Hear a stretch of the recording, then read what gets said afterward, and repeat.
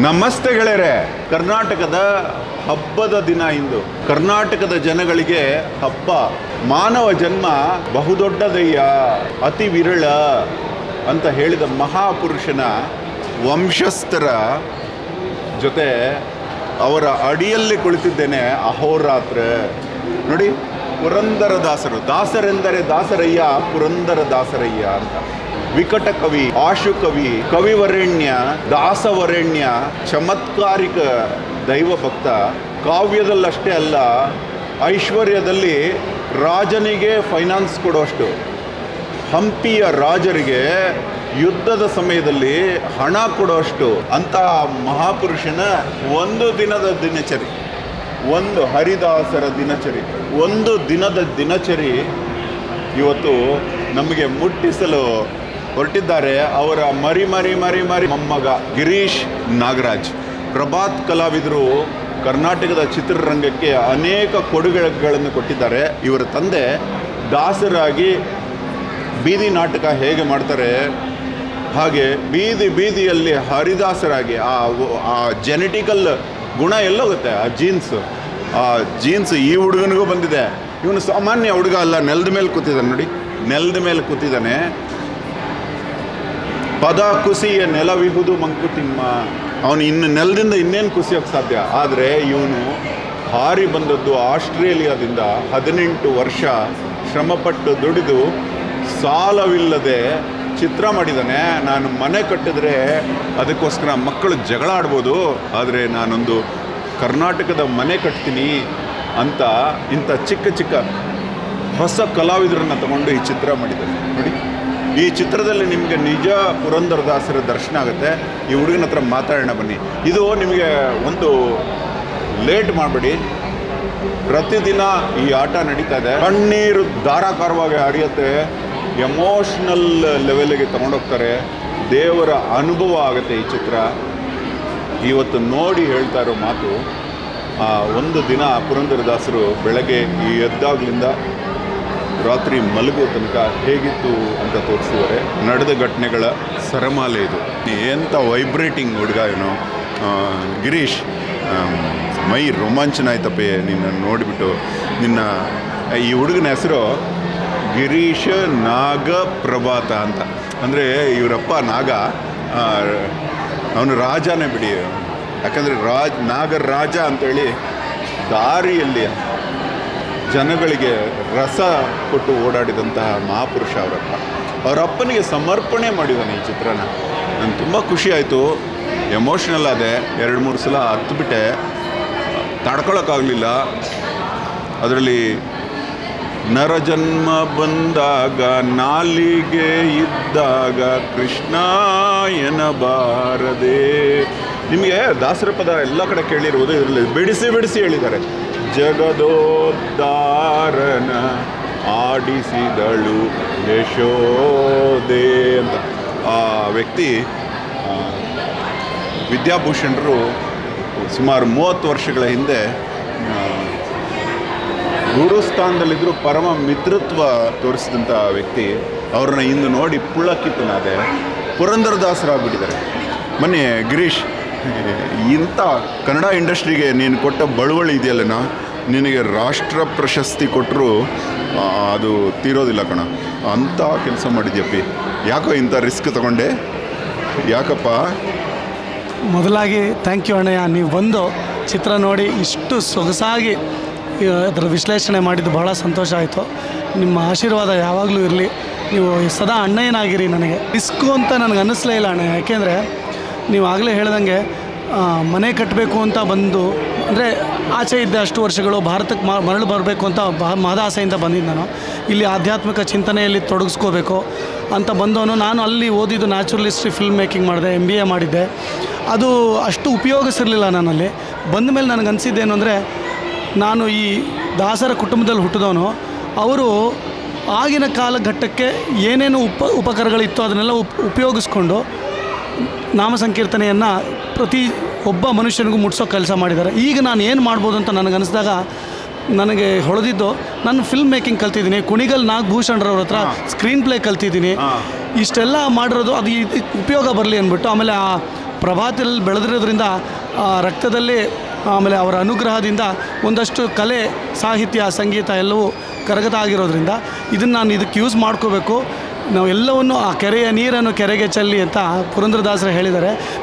ನಮ್ಮ ಹತ್ರ ನಾವು ಏನು ಪಡ್ಕೊಂಬಂದಿದ್ದೀವೋ ಭಗವಂತನ ಹರಿಯ ಕರುಣದೊಳಾದ ಭಾಗ್ಯವ ಹರಿ ಸಮರ್ಪಣೆ ಮಾಡಿ ಬದುಕಿರೋ ಅವನು ಕೊಟ್ಟಿರೋದು ಈ ಜನ್ಮದಲ್ಲಿ ಹಾಡಬಲ್ಲೆ, ನೆಕ್ಸ್ಟ್ ಜನ್ಮದಲ್ಲಿ ಮೂಕನಾಗ್ಬೋದು. ಈ ಹಾಡಕ್ಕೆ ಕೊಟ್ಟಾಗ ಅದನ್ನು ಅವನಿಗೆ ಅರ್ಪಿಸ್ಬೇಕು. ಒಂದು ಸೇವೆಗಾಗಿ ಮಾಡಿದಂಥ ಪ್ರಾಜೆಕ್ಟು. ಮನೆ ಕಟ್ಟೋದು ಇದ್ದೇ ಇರುತ್ತೆ, ಮುಂದೆ ಮನೆ ಕಟ್ಬೋದು ಅಥವಾ ಕಟ್ದಿರನೂ ಇರ್ಬೋದು, ತೊಂದರೆ ಇಲ್ಲ. ಆದರೆ ಈ ಏನು ಪ್ರಯತ್ನ ನಾವು ಮಾಡಿದ್ದೀವಿ ಇದು ಸದಾಕಾಲಕ್ಕೆ ಉಳಿಯುವಂಥ ಒಂದು ಮುಂದಿನ ಪೀಳಿಗೆಗೆ ಇದೊಂದು ಡಾಕ್ಯುಮೆಂಟ್ ಆಗುತ್ತೆ. ಪುರಂದರದಾಸರು ಹೀಗೆ ಬದುಕ್ತಿದ್ರು, ಹೀಗಿದ್ದರು, ಅವರು ಆ ಒಂದು ಜೀವನ ಎಷ್ಟು ಚಂದವಾಗಿತ್ತು.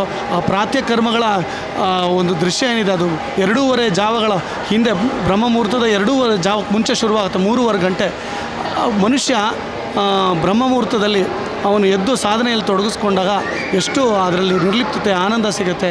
ಆಮೇಲೆ ಹೇಗೆ ಒಂದು ದಿನವನ್ನು ಕಳಿಬೇಕು, ಶಯನೋತ್ಸವದವರೆಗೂ ಒಬ್ಬ ಹೇಗೆ 24 hours ಭಜನೆಯಲ್ಲಿ ತೊಡಗಿಸ್ಕೋಬೋದು. ಆಮೇಲೆ ಈವನ್ ಮಲಗದ ಮೇಲೂ ನೀವು ಗಮನಿಸಿರ್ಬೋದು ಪುರಂದರದಾಸರ ತುರಿಯಾವಸ್ಥೆಯನ್ನು ತೋರಿಸಿದ್ದೀವಿ. ನಿದ್ರೆ, ಎಚ್ಚರ, ಕನಸು 3 ಅವಸ್ಥೆಗಳಿದೆ. ಆ ಅವಸ್ಥೆಗಳನ್ನು ನಾವೆಲ್ಲ ನಮಗೆ ಈ 3 ಅವಸ್ಥೆಯಲ್ಲೇ ನಾವು ಟ್ರ್ಯಾಪ್ ಆಗಿರ್ತೀವಿ. ಆದರೆ ಮಹನೀಯರು, ಸಾಧುಗಳು, ಸಂತರು, ಈ ಭಕ್ತಾದಿಗಳು, ಈ ಥರ ಭಾಗವತರು ಅವರಿಗೆ 24 ಗಂಟೆಯೂ ಭಗವಂತನ ಸೇವೆನೇ. ಆ ಕನಸಿನಲ್ಲೂ ಅದು ಕನಸಲ್ಲ, ತುರಿಯಾವಸ್ಥೆ. ಅಲ್ಲಿ ಅವರು ವೃಂದಾವನಕ್ಕೆ ಹೋಗ್ತಾರೆ, ಆ ಜಗದೋದ್ಧಾರನ ಹಾಡನ್ನು ರಚಿಸಿರ್ತಾರಲ್ಲ, ಅದು ಇಡೀ ದಿನ ಅದೆಲ್ಲ ಒಟ್ಟಾಗಿ ಒಂದು ಪೀಸ್ ಆಗಿ ಬರುತ್ತೆ. ಗೆಳೆಯರೆ, ನೀವು ನೋಡಿ, ಈ ಹುಡುಗ PUC ಹುಡುಗ ಇದ್ದಂಗೆ ಇದ್ದಾನೆ. ಆದರೆ ಈ ಹುಡುಗನ ಮಕ್ಕಳು ಇವತ್ತು PUCಗೆ ಓದ್ತಾ ಇರಬೇಕು, ಅಷ್ಟು ದೊಡ್ಡ ಮಕ್ಕಳಿದ್ದಾರೆ. ಆದರೆ ಈ ಹುಡುಗ 18 ವರ್ಷ ಆಸ್ಟ್ರೇಲಿಯಾದಲ್ಲಿ ಸಂಪಾದನೆ ಮಾಡಿದ. ಈ ಹುಡುಗ ಇಷ್ಟು ಆನಂದವಾಗಿ ಇಷ್ಟು ಒಳ್ಳೆ ಜೆನೆಟಿಕಲ್ ಬಾಡಿ ಯಾಕೆ ಬಂತು ಗೊತ್ತಾ? ಅಂದರೆ ಇವನ್ನ ನೋಡಿದ್ರೆ ಪುರಂದರದಾಸರನ್ನ ನೋಡ್ತೀರಿ ಅಂತ ತಿಳ್ಕೊಳ್ಳಿ. ಯಾಕಂದರೆ ಅದೇ ರೀತಿ ರೂಪಲಕ್ಷಣಗಳನ್ನು ಪುರಂದರದಾಸರು ಹೊಂದಿದ್ರು. ಆ್ಯಕ್ಚುಲಿ ಈ ಹುಡುಗ ಯಾಕೆ ಈ ಮಾತು ಹೇಳ್ತಾ ಇದ್ದೀನಿ ಅಂದರೆ, ಈ ಹುಡುಗನಿಗೂ ನನಗೂ ಒಂದು ಅವಿನಾಭಾವ ಸಂಬಂಧ ಇದೆ. ಏನಂದರೆ, ನೀನು 86ಅಲ್ಲಿ ಎಲ್ಲಿದ್ದೆ? 86ಅಲ್ಲಿ ಬೆಂಗಳೂರಿನಲ್ಲಿ. ಎಲ್ಲಿ? ಅದೇ ಪ್ರಭಾತಲ್ಲಿ. ಎಷ್ಟು ಹುಡುಗ ವಯಸ್ಸು? 3 ವಯಸ್ಸು ಹುಡುಗ ಇದ್ದಾಗ ನಾನು ಇಂಜಿನಿಯರಿಂಗ್ ಓದ್ತಾ ಇದ್ದೆ. ಅವರ ಮನೆ ಪ್ರಭಾತ್ ಕಲಾವಿದರು ಹಿಂದ್ಗಡೆ ಇರೋಂಥ ವಿವೇಕಾನಂದ ಹಾಸ್ಟೆಲಲ್ಲಿದ್ದೆ ನಾನು. ಈ ಹುಡುಗನ ಚಿಕ್ಕ ವಯಸ್ಸಲ್ಲಿ ನಾನು ದಿನ ಆಡ್ಕೊಳ್ಳೋದು ನೋಡಿದ್ದೀನಿ. ಅವ್ರ ಮನೆ ಮುಂದೆನೇ ದಿನ ಕಾಲೇಜ್ಗೆ ಹೋಗ್ಬೇಕು ನಾವು. ಇವತ್ತು ಒಂದು ಅದ್ಭುತವಾದ ಕೆಲಸ ಕರ್ನಾಟಕಕ್ಕೆ ಬಳುವಳಿ ಕೊಟ್ಟಿದೆ ಈ ಮಗು. ಈ ಪಿಕ್ಚರ್ ನೋಡಬೇಕಾದ್ರೆ ನಿಮಗೆ ಗೊತ್ತಿಲ್ಲದೆ ಆನಂದ ಬಾಷ್ಪ ಕಣ್ಣಲ್ಲಿ ಬರ್ತಾನೆ ಇರುತ್ತೆ. ಸುಧಾಮೂರ್ತಿಯವರು ಆ ಚಿತ್ರ ನೋಡಿದ್ರು, ಆ ಅಮ್ಮ ಎಮೋಷ್ನಲ್ ಆದರು, ತುಂಬ ಚೆನ್ನಾಗಿ ಮಾತಾಡಿದ್ರು. ಡೈರೆಕ್ಟ್ರನ್ನ ತುಂಬ ಅಪ್ರಿಷಿಯೇಟ್ ಮಾಡಿದ್ರು. ಮತ್ತು ಫಿಲ್ಮ್ಯಾಟೋಗ್ರಾಫರ್ನ, ಕೊರಿಯೋಗ್ರಾಫರ್ನ ಎಲ್ಲರನ್ನೂ ಗುರುತಿಸಿ ಹೇಳಿದ್ರು. ಆಸ್ಟ್ರೇಲಿಯಾದಲ್ಲಿ 18 ವರ್ಷ ಕೆಲಸ ಮಾಡುವಾಗ ಯಾಕೆ ಭಾರತಕ್ಕೆ ಬರಬೇಕು ಅನ್ನಿಸ್ತು? ಅಣ್ಣಯ್ಯ, 2010ರಲ್ಲಿ ನನಗೆ ಈ ಅಧ್ಯಾತ್ಮದ ಸೆಳೆತ ಶುರುವಾಯಿತು. ಚೈತನ್ಯ ಮಹಾಪ್ರಭುವಿನ ದಯೆಯೊಂದಿಗೆ ಚೈತನ್ಯ ಮಹಾಪ್ರಭುಗಳು ಬೆಂಗಾಲ್ನಲ್ಲಿ ನಾಮ ಸಂಕೀರ್ತನೆಯ ಒಂದು ದೊಡ್ಡ ರೆವಲ್ಯೂಷನ್ನೇ ಮಾಡಿದ್ರು 15ನೇ ಶತಮಾನದಲ್ಲಿ. ಬೀದಿಗಳಲ್ಲಿ ನಾಮ ಸಂಕೀರ್ತನೆ ಮಾಡೋಕ್ಕೆ ಶುರು ಮಾಡಿದ್ವಿ ಅಡಿಲೈಡ್ನಲ್ಲಿ. ಹರಿದಾಸ ಸಾಹಿತ್ಯ ನಾನು ಮುಂಚೆಯಿಂದ ಮನೇಲಿ ಕಲ್ತಿದ್ದರಿಂದ ಮಾಲ್ಗಳಲ್ಲಿ ನಾನು ಕೂತ್ಕೊಂಡು ನಾಮ ಸಂಕೀರ್ತನೆ ಹರಿದಾಸ ಸಾಹಿತ್ಯ ಹಾಡೋಕ್ಕೆ ಶುರು ಮಾಡಿದೆ.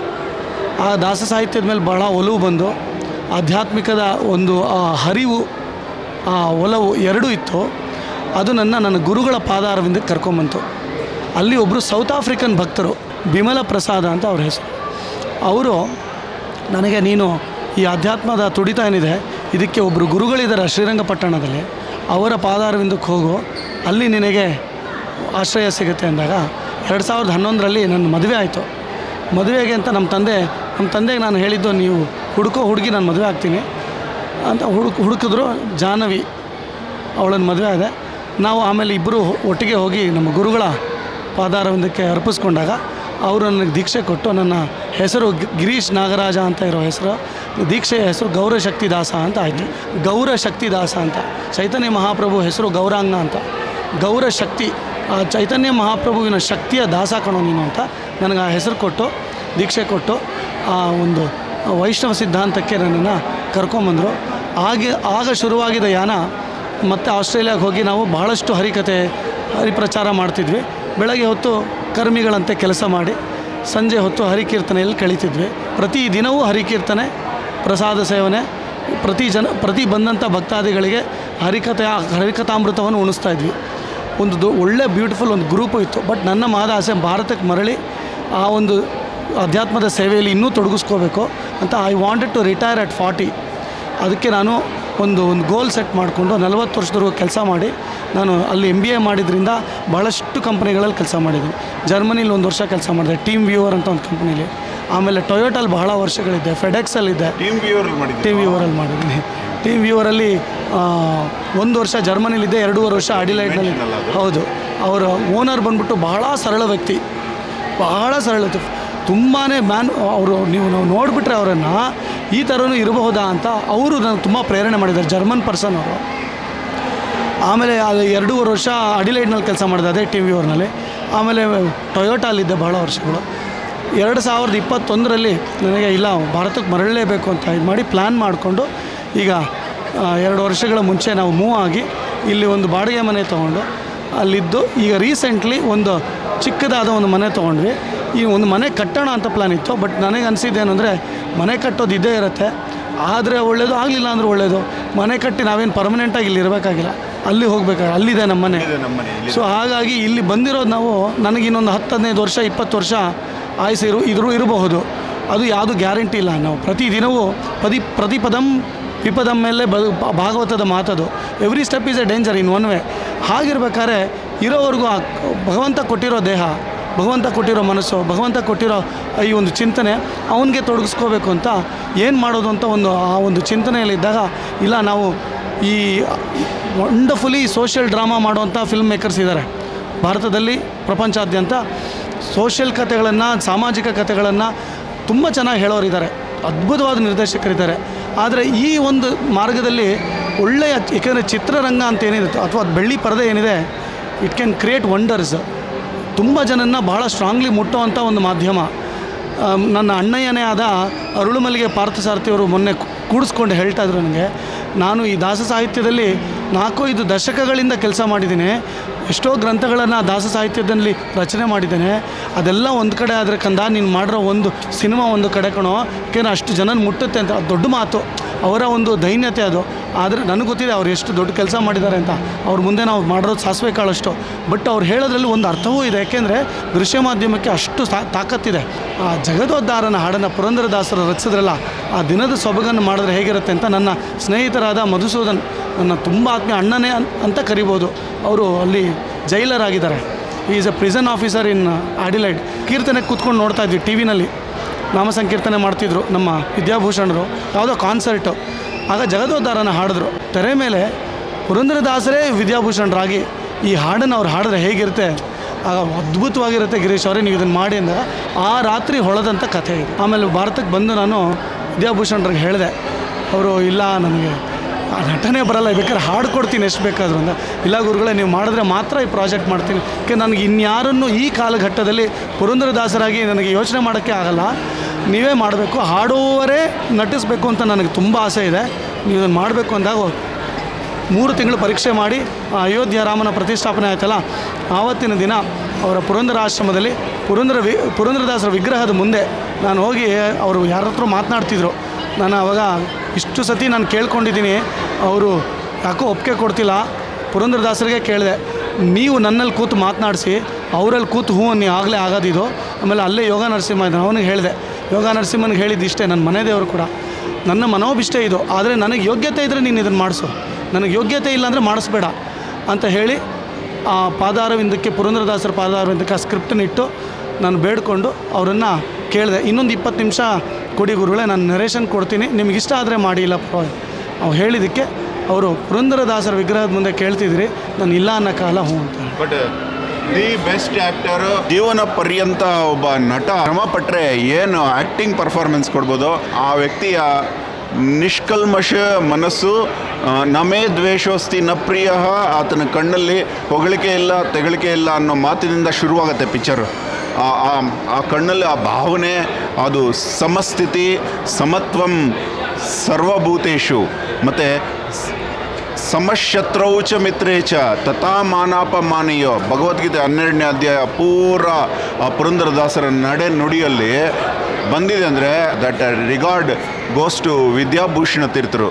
ಮತ್ತು ನಿಮ್ಗೆ ಯಾರಿಗೂ ಗೊತ್ತಿಲ್ಲದೆ ಅಹೋರಾತ್ರನೇ ಸ್ಟನ್ ಆಗ್ಬಿಟ್ಟ. ಕನಕದಾಸರ ಪರಿಚಯ ಪುರಂದರದಾಸರು ಇಬ್ಬರು ಕ್ಲಾಸ್ಮೇಟ್ಸೇ ಅವರು. ನಮ್ಮ ಇದರಲ್ಲಿ ನಮ್ಮ ಪಾತ್ಪಾಳ್ಯದ ಹತ್ರನೇ ಒಂದು ಊರಿದೆ, ಚೇಳೂರು ಹತ್ರ, ಕಂದಕೂರು ಅಂತ, ಅಲ್ಲಿ ವ್ಯಾಸರಾಯರ ಶಿಷ್ಯರಾಗಿರ್ತಾರೆ. ಆವಾಗ ಅವರು ಕ್ಲಾಸ್ಮೇಟ್ಸ್. ಆದರೆ ಕನಕದಾಸರ ಪರಿಚಯ ಮಾಡಿಕೊಡೋ ಒಂದು ಹಾಡಿದೆ ಈ ಪಿಕ್ಚರಲ್ಲಿ, ನೀವು ದಯವಿಟ್ಟು ಅದನ್ನು ನೋಡಿ. ಮತ್ತು ಈ ಚಿತ್ರ ಇದು ಒಂದು ಸರ್ವಕಾಲಿಕ ಶಾಶ್ವತ ಪುರಂದರದಾಸರ ಚಿತ್ರ. ಕರ್ನಾಟಕ ಸರ್ಕಾರಕ್ಕೆ ಮತ್ತು ಭಾರತ ಸರ್ಕಾರಕ್ಕೆ ಅಹೋರಾತ್ರ ಮನವಿ ಮಾಡ್ಕೋತಾನೆ ಇದನ್ನು ರೆಕಗ್ನೈಸ್ ಮಾಡೋವಂಥ ಚಿತ್ರ. ಇದಕ್ಕೆ ಖಂಡಿತವಾಗ್ಲೂ ನ್ಯಾಷನಲ್ ಅವಾರ್ಡ್ ಬರುತ್ತೆ. ಆ್ಯಕ್ಚುಲಿ ಇದಕ್ಕೆ ಒಂದೇ ಒಂದು ರಿಕ್ವೆಸ್ಟು, ಒಬ್ಬರನ್ನ ಪರಿಚಯ ಮಾಡಿಸ್ತೀನಿ. 95 ವರ್ಷ ಲೈಫ್ ಟೈಮ್ ಅಚೀವ್ಮೆಂಟ್ ಅವಾರ್ಡ್ ತೊಗೊಂಡಿದ್ದಾರೆ. ಅವರ ಧ್ವನಿಯಲ್ಲಿ ಈ ಚಿತ್ರ ಮೂಡಿ ಬಂದಿದೆ. ನೀವು ಅದೇನೋ ಅವ್ರ ವಾಯ್ಸ್ಗೆ ವಯಸ್ಸೇ ಆಗಿಲ್ಲ. ಆ್ಯಕ್ಚುಲಿ 33 ವರ್ಷದ ಎಕ್ದಮ್ ಒಂದು ಗತ್ತು, ರಾಜರ ಗತ್ತಿದೆ ಆ ವಾಯ್ಸಲ್ಲಿ. ಪುಣ್ಯವಂತ ಮಹಾಪುರುಷ. ಈ ಪಿಕ್ಚರಲ್ಲಿ ನೀವು ಒಂದು ತಪ್ಪು ಕಂಡು ಹಿಡಿದ್ರೆ ನಿಮಗೆ ಅವಾರ್ಡ್ ಕೊಡಬೇಕು. ಒಂದು ಸೆಕೆಂಡ್ ವೇಸ್ಟ್ ಮಾಡಿಲ್ಲ, ಬೋರ್ ಮಾಡಿಲ್ಲ. ಮತ್ತು ಪ್ರತಿಯೊಂದು ಪದಾರ್ಥವನ್ನು ಬಿಡಿಸಿ ಮಾತಾಡಿದ್ದಾರೆ.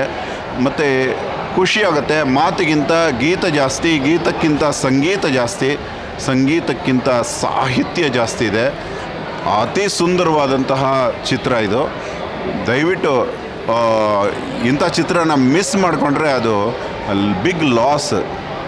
ಇದು ಭಕ್ತರಿಗೆ, ಮಹಾಭಕ್ತರಿಗೆ, ದೈವ ಭಕ್ತರಿಗೆ ತುಂಬ ಪ್ರೋತ್ಸಾಹಿಸುವಂಥ ಚಿತ್ರ. ಇವನ ಜೀನ್ಸಲ್ಲೇ ದೇಶಭಕ್ತಿ, ದೈವಭಕ್ತಿ ಇದೆ.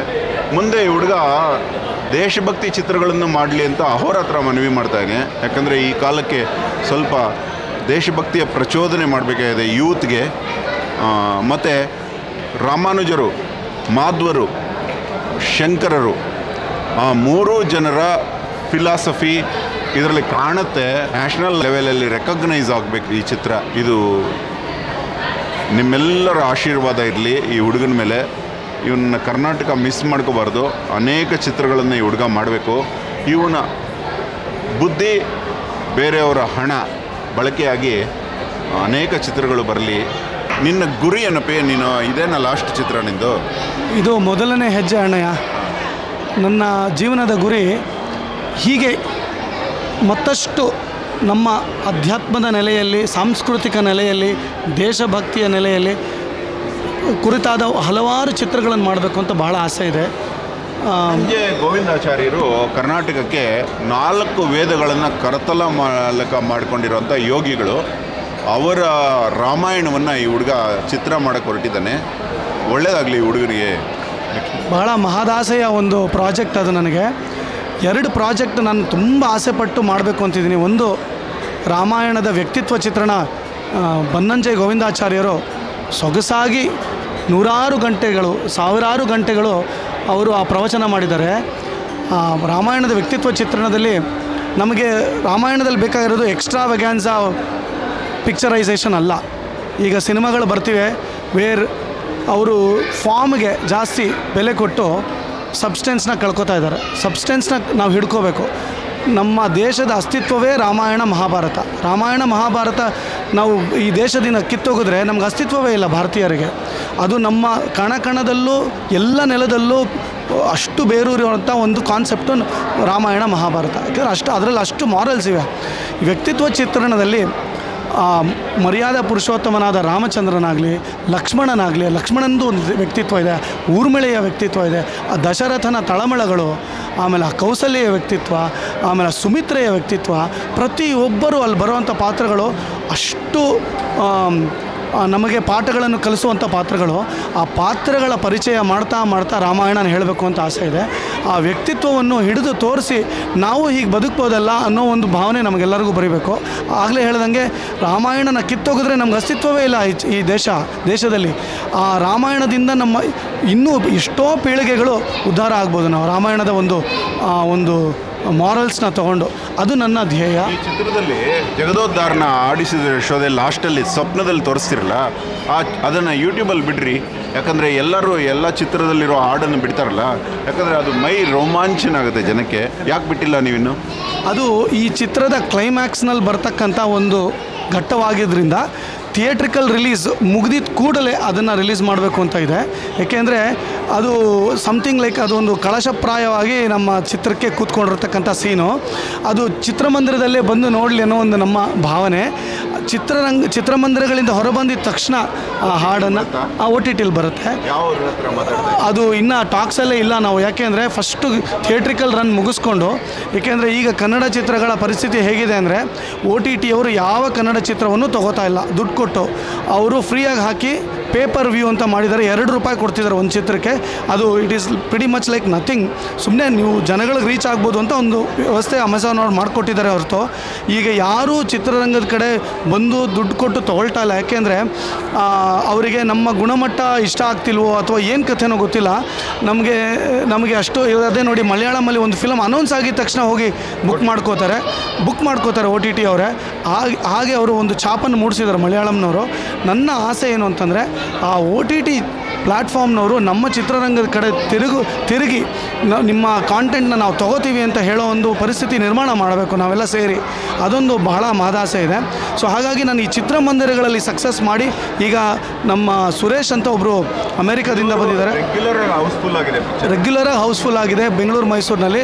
ನಾರ್ತ್ ಕರ್ನಾಟಕ ಕಡೆ ಕೂಡ ಇದು ಮುಂದಿನ ವಾರಗಳಲ್ಲಿ ಹೋಗಲಿದೆ. ಆಮೇಲೆ ಪ್ರಪಂಚಾದ್ಯಂತ ಸುರೇಶ್ ಅಂಬವರು ಬಂದಿದ್ದಾರೆ, ಇವತ್ತು ಬಂದಿದ್ದರು America, UK, Australia, Canada, Germany, Hong Kong, Singapore, Dubai ಎಲ್ಲ ಕಡೆ ಈ ಚಿತ್ರವನ್ನು ತೊಗೊಂಡು ಹೋಗ್ತೀನಿ ಅಂತಲೂ ಹೇಳಿದ್ದಾರೆ. ಸೊ ಹಾಗಾಗಿ ಚಿತ್ರಮಂದಿರಗಳಲ್ಲಿ ಫಸ್ಟ್ ಹೋಗಲಿ, ನಮ್ಮ ಶಕ್ತಿ ಏನು ಅಂತ ತೋರಿಸೋಣ. ದಾಸರ ಸಾಹಿತ್ಯಕ್ಕೆ ಏನು ಶಕ್ತಿ ಇದೆ ಅಂತ ತೋರಿಸೋಣ. ಆ ದಾಸ ಸಾಹಿತ್ಯದಿಂದ ಎಲ್ಲವನ್ನೂ ಸೆಳೆಯೋ ಶಕ್ತಿ ಇದೆ. ವಯಸ್ಸಾದ ವೃದ್ಧರು ವೀಲ್ ಚೇರಲ್ಲಿ ಬಂದು ಸಿನಿಮಾ ನೋಡಿದ್ದಾರೆ, ಕಣ್ಣಲ್ಲಿ ನೀರು ಹಾಕಿದ್ದಾರೆ. 13,000 ಜನ 2 ವಾರಗಳಲ್ಲಿ ನೋಡಿದ್ದಾರೆ. ಅವ್ರು ಆಶೀರ್ವದಿಸಿದ್ದಾರೆ. ಅವ್ರ ಆಶೀರ್ವಾದ ಆ ಒಂದು ಇದು ಎಲ್ಲವೂ ಇದೆ. ನಿಮ್ಮಂಥವರು ಬಂದು ಆಶೀರ್ವದಿಸಿರೋದ್ರಿಂದ ಇವತ್ತು ನಮ್ಮ ನೆಚ್ಚಿನ ಸುಧಾಮೂರ್ತಿ ಅಮ್ಮ ಬಂದಿದ್ದರು. ಅವರು ಎಷ್ಟು ಮೆಚ್ಚಿಕೊಂಡು ಈ ಚಿತ್ರವನ್ನು ಹಾರೈಸಿದ್ದಾರೆ ಅಂದರೆ ಅದು ಪದಗಳಲ್ಲಿ ಹೇಳೋಕ್ಕಾಗಲ್ಲ. ಹೀಗೆ ಇಷ್ಟೆಲ್ಲ ಹೋಗಿರುವಂಥ ಈ ಚಿತ್ರ, ನನ್ನ ಮನೋಭಾವನೆ ಏನು ಅಂದರೆ ಇದು OTT ಅವರನ್ನು ಸೆಳೆಯುತ್ತೆ, ಎಲ್ಲರನ್ನೂ ಸೆಳೆಯುತ್ತೆ. ಅದು ಆ ದಿನ ಬರುತ್ತೆ ಅಂತ ನಾನು ಆಶಿಸ್ತಾ ಇದ್ದೀನಿ. ಈಗ ಶಂಕರ TV ಅವರು ಕೂಡ ಈ ಚಿತ್ರವನ್ನು ತೊಗೊಳ್ಬೇಕು ಅಂತ ಯೋಚನೆ ಮಾಡ್ತಿದ್ದಾರೆ. ನೋಡೋಣ ಎಲ್ಲಿವರೆಗೂ ಹೋಗುತ್ತೆ ನೋಡೋಣ. ನಾವು ಹಾಕಿರೋ ಇನ್ವೆಸ್ಟ್ಮೆಂಟ್ ಬಂದ್ರೂ ಇನ್ನೊಂದು ಈ ಥರದ್ದೊಂದು ಪ್ರಯತ್ನಕ್ಕೆ ನಮಗೆ ನಾಂದಿ ಆಗುತ್ತೆ ಈ ಚಿತ್ರ. ಇವತ್ತು ಕನ್ನಡ ಸಾಹಿತ್ಯ ಸಮ್ಮೇಳನ ನಡೀತಾ ಇದೆಯಲ್ಲ, ಅವರಿಗೆ ಇದ್ರ ಬಗ್ಗೆ ಅರಿವು ಇದೆಯಲ್ಲ ಇಲ್ಲಿ? ಹೌದು ಅಣ್ಣಯ್ಯ, ನಾವು ಅದಕ್ಕೆ ಒಬ್ಬರನ್ನ ರೆಪ್ರೆಸೆಂಟೇಟಿವ್ನ ಕಳಿಸಿ ಈ ಚಿತ್ರದ ಬಗ್ಗೆ ಮಾತನಾಡಿಸಿ ಈ ಥರ ಮಾಡ್ತಿದ್ದೀವಿ, ನೀವೆಲ್ಲ ಬಂದು ನೋಡಿ ಅಂತ ಜನಗಳಿಗೂ ಹೇಳ್ತಿದ್ದೀವಿ, ಸಾಹಿತ್ಯ ಅಕಾಡೆಮಿಯವ್ರಿಗೂ ಹೇಳೋ ಒಂದು ಪ್ರಯತ್ನ ಮಾಡಿದ್ದೀವಿ. ಎಷ್ಟರ ಮಟ್ಟಿಗೆ ಅವರು ನಮ್ಗೆ ಸಪೋರ್ಟ್ ಮಾಡ್ತಾರೆ ಅಂತ ಕಾದು ನೋಡಬೇಕು. ನನಗೆ ಬಹಳಷ್ಟು ಜನ ಅಣ್ಣಯ್ಯಂದ್ರಿದ್ದಾರೆ. ಅರುಳುಮಲ್ಗೆ ಪಾರ್ಥಸಾರಥಿ ಅಣ್ಣಯ್ಯ ಇದ್ದಾರೆ, ನೀವಿದ್ದೀರಿ, ನಮ್ಮ ಇಡೀ ಪ್ರಭಾತಿನ ಅಷ್ಟು ನನಗಿಂತ ವಯಸ್ಸಿನಲ್ಲಿ ದೊಡ್ಡವರಾದಂಥ ಅಣ್ಣಯ್ಯಂದ್ರಿದ್ದಾರೆ. ಸೊ ನೀವೆಲ್ಲ ಮಾರ್ಗದರ್ಶನ ಮಾಡಿ ನಾವು ಆ ದಾರಿಯಲ್ಲಿ ನಡ್ಕೊಂಡು ಹೋಗ್ತೀವಿ. ಊರಿನಲ್ಲಿ ಸೆಲ್ಫ್ ಫೀಲಿಂಗೇ ಇಲ್ಲ. ಇವತ್ತು ಥಿಯೇಟ್ರಲ್ಲಿ ಮಾತಾಡ್ದ ಎಲ್ಲರ ಮುಂದೆ, ತುಂಬ ಚೆನ್ನಾಗಿ ಮಾತಾಡ್ದ. ಆದರೆ ತನ್ನ ಹೆಸರು ಹೇಳಲಿಲ್ಲ. ಜನ ಎಲ್ಲ ಕಿರ್ಚಾಡ್ತಿದ್ರು, ಹೆಸರು ಹೇಳಿ ಅಂತ. ಅವು ತಪ್ಪಿಸ್ಕೊಂಡು ಹೋಗ್ಬಿಟ್ಟ. ಮತ್ತು ಬಲವಂತವಾಗಿ ಕರೆಸಿ ಹೆಸರು ಹೇಳಿದ್ದು. ಅಂದರೆ ತನಗೆ ತನ್ನ ಬಗ್ಗೆ ಸ್ವಯಂ ಇದಿಲ್ಲ. ಅದು ಎಂಥ ಲಕ್ಷಣ ನೋಡಿ, ಖುಷಿಯಾಗುತ್ತೆ. ತುಂಬ ಧನ್ಯವಾದ ಗೆಳೆಯರೇ, ಧನ್ಯವಾದ. ಗಿರೀಶ್ ನಾಗಪ್ರಭಾತ್ನೊಂದಿಗೆ ಅಹೋರಾತ್ರ.